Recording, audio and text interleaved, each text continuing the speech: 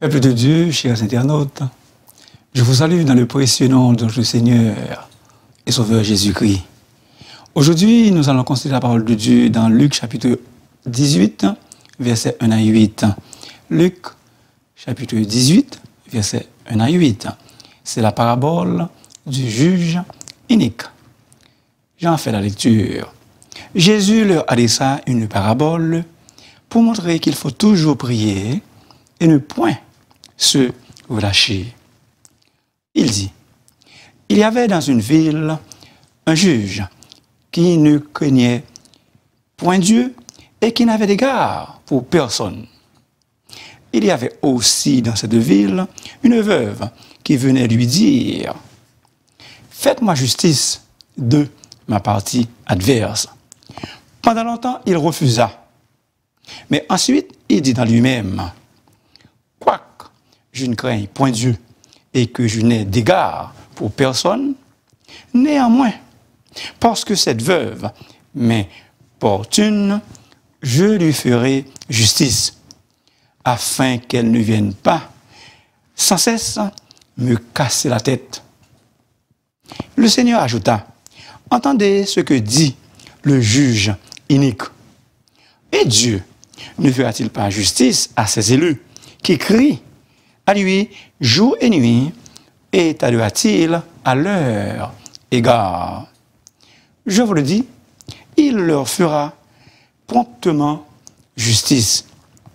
Mais quand le Fils de l'homme viendra, trouvera-t-il la foi sur la terre? Parole du Seigneur. Le sujet d'aujourd'hui, récompense de la persévérance dans la prière. Récompense de la persévérance dans la prière. La prière, peuple de Dieu, est l'exercice le plus important d'un enfant de Dieu. Le plus grand besoin du monde, l'Église de Jésus-Christ, des foyers et de nos vies, c'est justement la prière. Le plus grand besoin de nos vies, c'est exactement la prière. Le roi David, Salomon, Esther, Déborah, Daniel, 3 fois le jour, en privé. Daniel 6, verset 11. Tous les prophètes, l'apôtre Paul, et bien sûr, notre Seigneur Jésus lui-même, ont eu une vie de prière dynamique et profonde. Maintenant, quelques mots sur la vie de prière de Jésus. Quand nous lisons la parole de Dieu, nous constatons que Jésus savait prier constamment et incessamment, toujours en communion constante avec son Père dans la prière. Après avoir été baptisé par Jean, la Bible nous rapporte qu'il fut conduit par l'Esprit dans le désert. Et là, il a passé 40 jours et 40 nuits dans le jeûne et la prière. Avant de choisir les 12 disciples, il a passé toute la nuit précédente dans la prière. Avant de faire un grand miracle, il a toujours prié. Devant le tombeau de Lazare, il priait. Ils ôtèrent la pierre. Et Jésus leva les yeux en haut et dit, Père, je te rends grâce de ce que tu m'as exaucé. Pour moi, je savais que tu m'exauces toujours. Mais j'ai prié, soulignez ça, mais j'ai prié à cause de la foule qui m'entoure, afin qu'ils croient que c'est toi qui m'as envoyé. Jean 11, 41 et 42.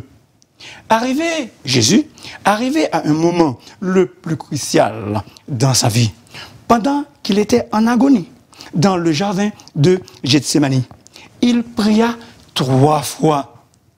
il les quitta et, s'éloignant, il pria pour la 3e fois, répétant les mêmes paroles. Matthieu 26, 36 à 44.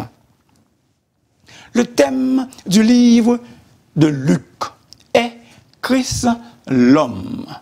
Luc souligne plus que les autres évangiles synoptiques la vie de prière de Jésus.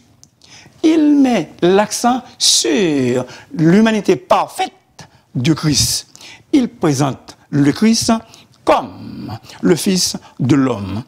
Jésus était un homme de prière. Toute sa vie fut caractérisée par la prière. Qu'en est-il de vous et moi? Jésus était un homme. Je suis un homme, Lionel. Est-ce que tu pries? Est-ce que ta vie est caractérisée par la prière? Jésus était sans défaut. Si Jésus, qui était sans péché, sans défaut, priait, à combien plus forte raison qu'il devient très important pour un pécheur de prier. C'est Jésus lui-même, Christ l'homme, qui nous fait cette exhortation. D'abord, il nous a donné l'exemple. Ensuite, il nous recommande de prier, de l'imiter. Pourquoi? Pour expérimenter une vie de prière dynamique et profonde, pour être en communion constante avec Dieu, notre Père. L'apôtre Paul dit, priez sans cesse. 1 Thessaloniciens, chapitre 5, verset 17. Encore, il continue, l'apôtre Paul. Ne cessant, soulignez ça, ne cessant dans toutes mes prières pour vous. Philippiens 1er, verset 4. Peut-être, les gens qui ne prient pas sont plus nombreux que ceux qui prient. Un chrétien mondain cessera de prier, mais un chrétien qui prie cessera d'être mondain. C'est très important ça. Un chrétien mondain cessera de prier. Cependant, un chrétien qui prie cessera d'être mondain. 3 points à développer dans le message. Le premier, intention de la parabole. C'est l'intention de Jésus pour nous aujourd'hui. Il faut toujours prier et ne point se relâcher. Les autres traductions disent, il faut toujours prier et ne point se décourager. L'intention de la parabole, c'est une nécessité de prier constamment, sans jamais se décourager. Frères et sœurs bien-aimés, n'importe quelle personne qui se trouve dans une situation précaire, dans des troubles comme la femme dans notre texte, de 2 choses l'une. Soit qu'elle abandonne ou qu'elle continue à prier avec persévérance, avec persistance et insistance.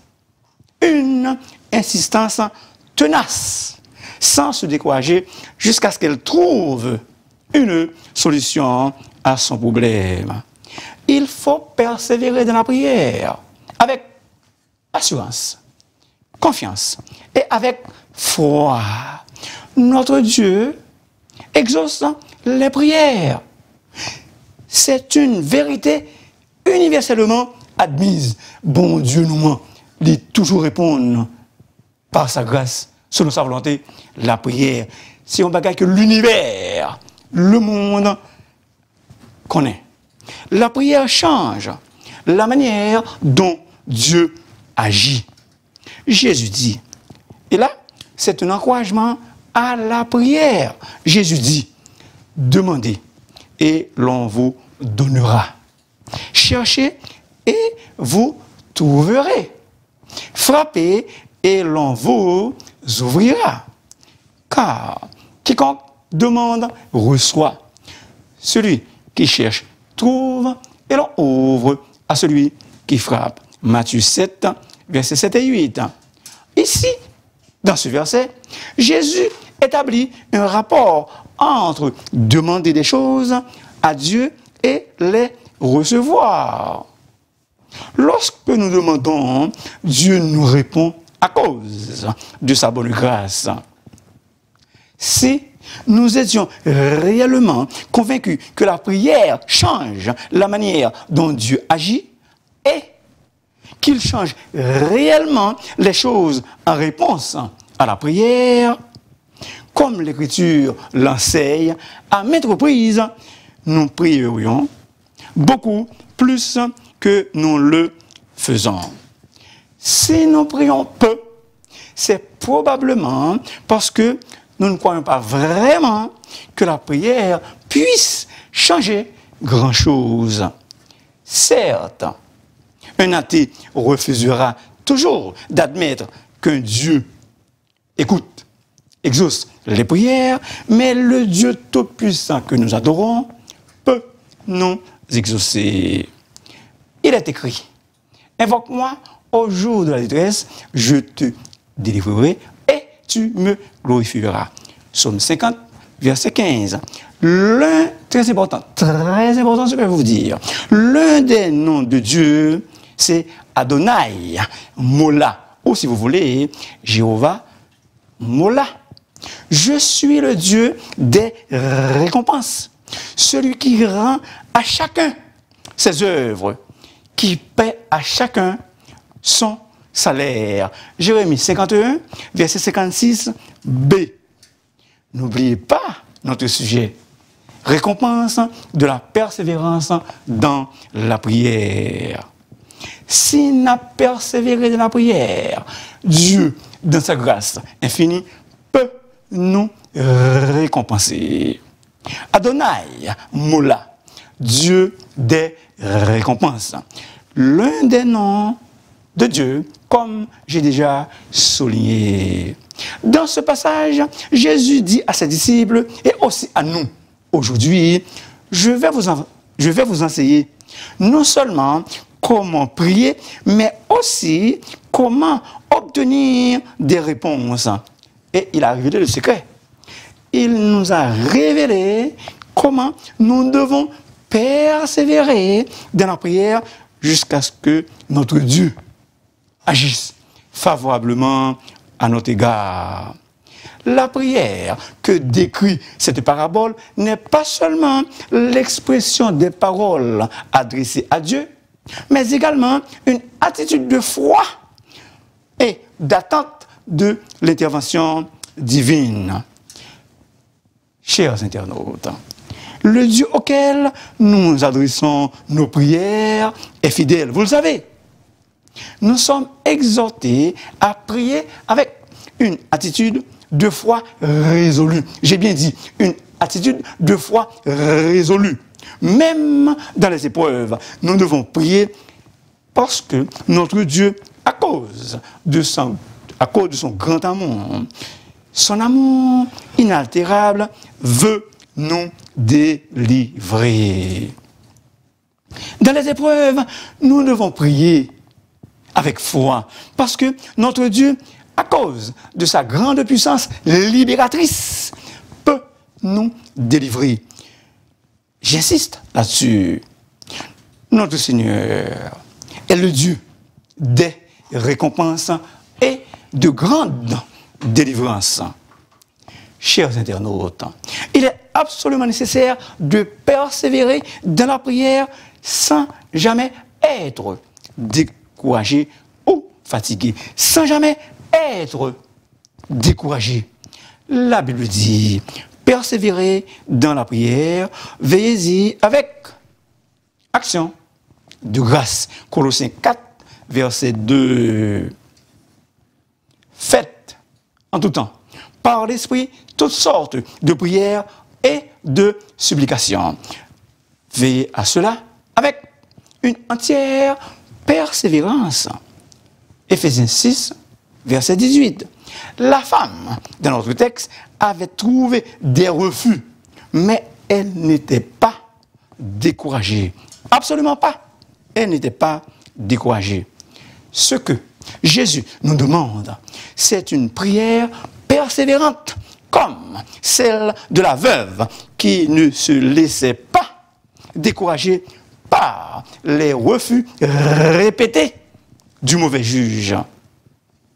Luc a justement présenté cette parabole comme un encouragement à persévérer dans la prière, sans perdre courage. C'est pourquoi, ayant ce ministère, nous ne perdons pas courage. L'apôtre Paul n'est pas de courage. 2 Corinthiens 4, verset 1er. Encore l'apôtre Paul.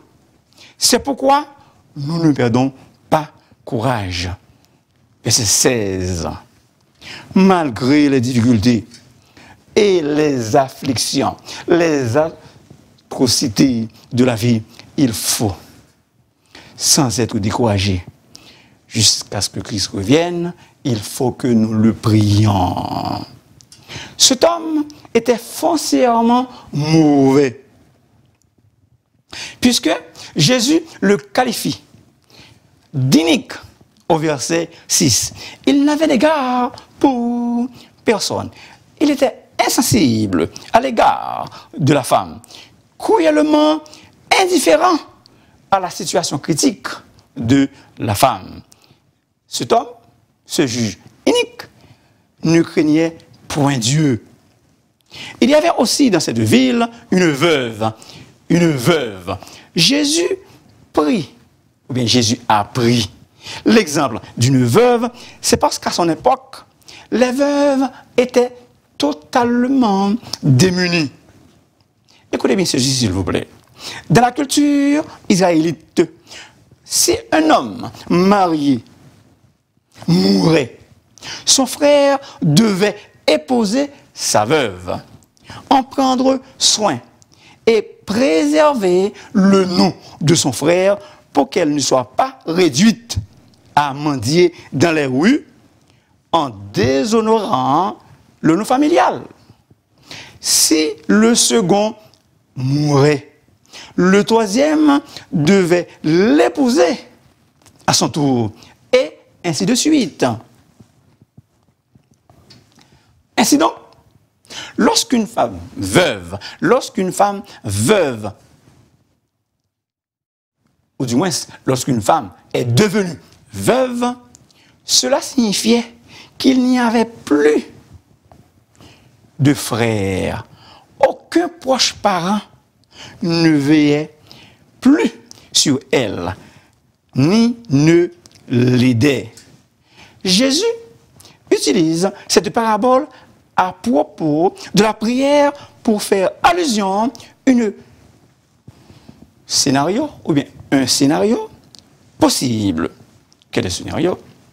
Ce juge doit prendre, ou bien doit rendre justice à la femme, parce que pas de personne qui est capable d'aider femme ça, sauf lui-même. Dieu veut que nous venions prier avec une attitude qui dit: Seigneur, Dieu Tout-Puissant, tu es le seul, l'unique qui puisse m'aider. Tu es le seul, l'unique qui puisse m'aider. Dans cette parabole, Dieu veut nous enseigner qu'il va nous répondre lorsque nous aurons plus d'autres recours. Nous saurons alors que c'est lui qui nous a délivrés. Cette femme avait qu'un seul choix: s'adresser au juge. Dieu veut, vous et moi, que nous dépendions complètement et totalement de lui. La femme n'avait pas un plan B. Chrétien l'a prié, mais les gagnants point, les gagnants plan B au cas où. Mon ami, si tu as un plan B, inutile de prier ce n'est pas compliqué. Utilise ton plan B pour résoudre ton méchant problème. Écoutez bien ce que je vais vous dire, c'est très important. Dans la vie, il faut toujours avoir un plan B. Mais dans la prière, il faut avoir un seul plan. Comptez sur Dieu et sur lui seul. Dans la vie, il faut avoir un plan B. Mais dans la prière, il faut avoir un seul plan. Comptez sur Dieu et sur lui seul. Pendant longtemps, depuis combien de temps que vous priez pour quelque chose et jusqu'à présent, aucune réponse. Ne soyez pas découragés. Au contraire, prenez courage.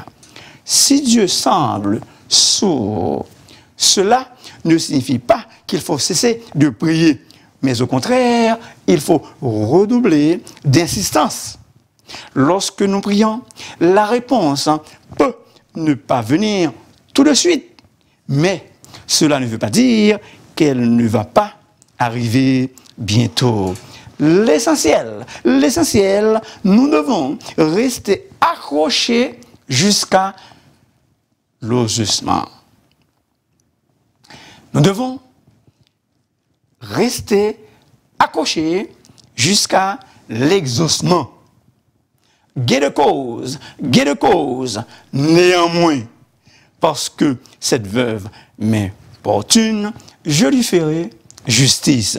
Le juge n'avait pas de compassion pour les faibles, aucun respect, ni sympathie, mais à cause des demandes insistantes de la femme, il a cédé. La femme a eu gain de cause. Deuxième point, non. Gain de cause. Le juge inique a cédé à raison. Pourquoi? Le juge inique a cédé, a rendu justice à la femme uniquement à cause de ses plaintes insistantes. Parce que femme, non, pas de gens suspendent plein dans la tête juge là, eh bien, monsieur t'est répondu. Troisième point, l'interprétation, l'explication ou la morale de la parabole. Le juge ne représente pas Dieu, mais il permet de faire un contraste entre lui et Dieu. Si un homme aussi injuste finit par réagir aux demandes d'une veuve qu'il n'aime pas, à combien plus forte raison notre Dieu qui est plein d'amour, plein de bonté, plein de compassion et de miséricorde, sera bien plus prompt, plus rapide, le mot grec takei, à nous répondre plus prompt, plus rapide, takei, à nous répondre. Si le juge injuste a rendu justice à la femme, à combien plus forte raison notre Dieu qui est juste ne fera-t-il pas justice à nous qui crions à lui jour et nuit, à nous qui le supplions jour et nuit. Si nous persévérons dans la prière, notre Dieu, à cause de sa grande bonté, il va nous exaucer. Peuple de Dieu, la femme était seule dans sa démarche. Elle n'avait pas d'avocat pour lui défendre. Une pauvre sans défense, impuissante, laissée pour compte. Mais elle avait la foi en Dieu. Dans le Proche-Orient ancien, les veuves étaient particulièrement faibles, vulnérables, car elles n'avaient aucune famille pour défendre leur cause. Mais, je réitère, la femme plaçait sa confiance ou sa foi en Dieu. Le psaume 68 et le verset 6 présente Dieu comme étant le père des orphelins, le défenseur des veuves. Le Dieu que nous adorons est le Dieu des pauvres et des malheureux, des orphelins, des veuves sans défense. Quand le Fils de l'homme viendra, trouvera-t-il la foi sur la terre? La foi. Ici, Jésus-Christ parle d'une foi persévérante comme celle de la veuve. Malgré l'indifférence du juge, la femme, par la foi, persiste à revendiquer son droit. La foi est un élément, la foi est un ingrédient très important que nous devons cultiver en persévérant dans la prière. Hébreux 11, verset 6. Sans la foi, il est impossible de lui être agréable. Car il faut que celui qui s'approche de Dieu croit que Dieu existe et qu'il est le rémunérateur de ceux qui le cherchent. Rémunérateur, récompense. Dieu veut que nous prions parce que la prière est l'expression de notre confiance en lui. La prière est un moyen par lequel notre confiance en Dieu peut augmenter. En effet, ce que l'enseignement biblique sur la prière souligne le plus, c'est le fait que nous devions prier avec foi. Dieu n'est point un homme pour mentir, ni un fils d'homme pour se repentir. Ce qu'il a dit, ne fera-t-il pas?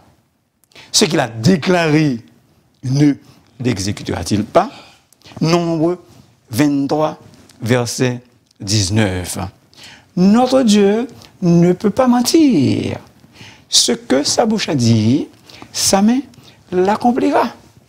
Dieu est fidèle. Sa fidélité et sa parole nous poussent à persévérer dans la prière.